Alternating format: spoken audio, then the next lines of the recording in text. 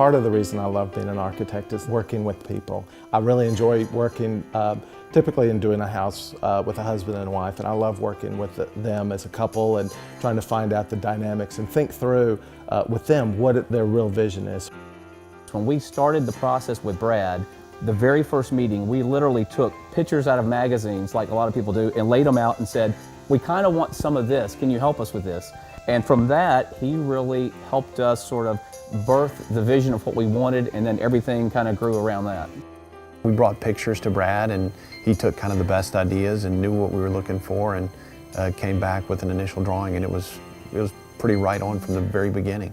I've had a wife hand me an image of a cabin, and then at the same meeting I've had the husband give me an image of a castle. So the challenge is to try to create a coherent vision based upon two individuals who happen to be married, and we need to design one house. It's a beautiful, coherent house. So I worked very hard to distill that information. Like when I asked her, what did she see in a cabin? It wasn't the cabin itself, but it was the warmth and the charm. And I asked him, in your mind's eye, what do you see when you show me that castle?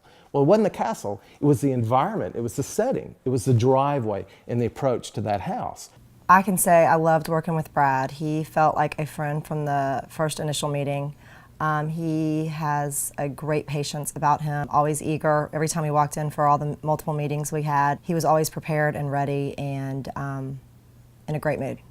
Brad will work with you so that at the end of the process, you don't feel like, well, I'm in Brad's house. You feel like I'm in my house that I got to design.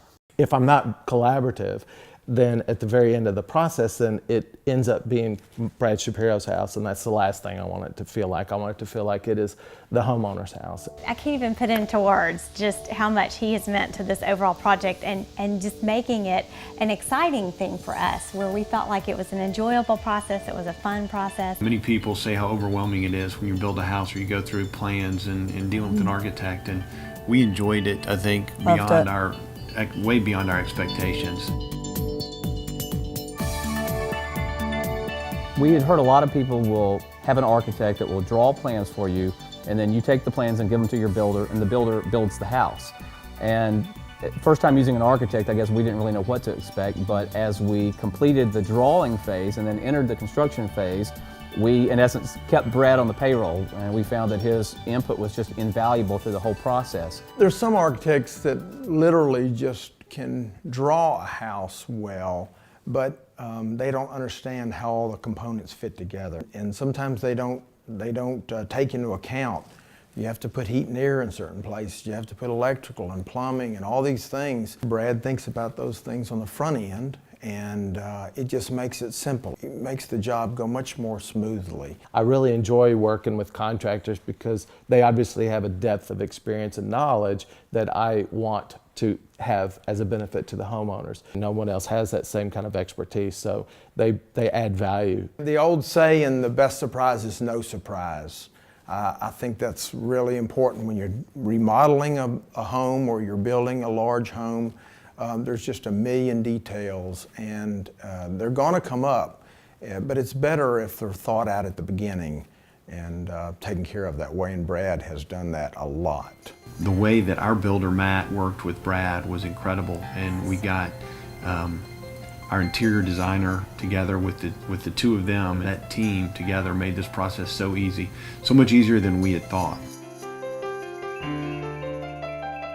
One of the things when we were making the initial plans with Brad is we wanted to have an unusual architecture feature in each room, but that went with the overall vision if it had been a historical home. So in each room there's just a little something unique, that whether it's the ceiling or maybe the wainscoting in the dining room or the molding. We use absolutely every room in this house. With the size of it, that was a concern, but we absolutely use every single room. We could not be more happy with the outcome. The girls' rooms are extra special. The lighting, the windows in their room are my favorite, and we have a barrel ceiling, and that has been one of my favorite things that we ended up adding at the end.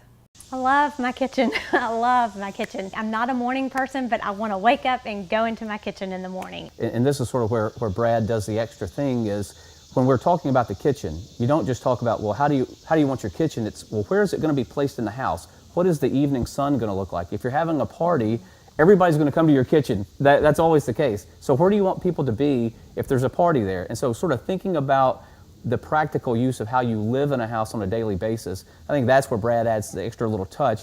And boy, you can see by looking at the kitchen, came out perfect.